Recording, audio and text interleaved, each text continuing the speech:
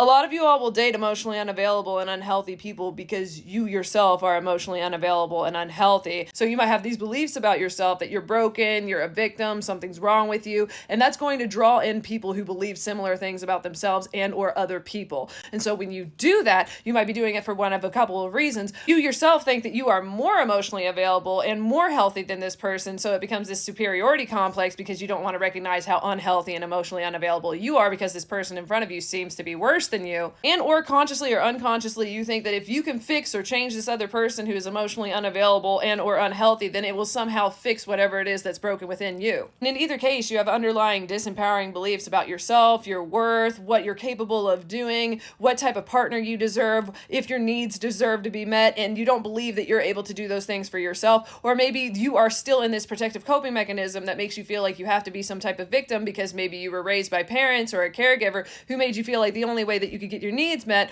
was by being in that victim role. Or maybe that's the only identity that you know for yourself. And so to actually stand up for yourself and understand your own needs and learn how to accommodate those and ask other people to learn how to accommodate those while also understanding your own boundaries and learning how to assert those boundaries because those seem overwhelming and maybe you feel like maybe you don't deserve that because again, if you had parents or caregivers or multiple people in your life tell you like you're being too much, you're being a brat, then it would make sense that you might not fall into being able to do that for yourself. And it would make sense why you're drawing in partners who are emotionally unavailable and or unhealthy and thinking that you're better than them and or you're trying to fix them in order to get that love that you didn't get whenever you were a kid. Therefore, if you're in this superiority complex with this person who has equal or greater value of unhealthy and emotionally unavailable, then you're basically preemptively trying to protect yourself because whenever it inevitably does not work out because you all are incompatible, because you all are both emotionally unavailable and or unhealthy, then you can go, oh, well, I'm a victim in this situation. I don't know how this happened. This person was way unhealthy. And then you don't have to address your own issues because again, they were worse than you, right? And or if you're trying to fix or change this person who's at equal or greater value to your emotional unavailability or your unhealthiness, then it means that you're still trying to prove that you are worth loving. You are trying to earn other people's love, which again just kind of puts you back into that victim mindset, and it doesn't really help you start addressing those underlying core wounds and disempowering beliefs. I really want to emphasize that this is not justifying anybody's hurtful or harmful behaviors towards you. There is never an excuse for any of that. But with that same statement of saying that nobody deserves to be hurt or harmed, multiple things can exist at once.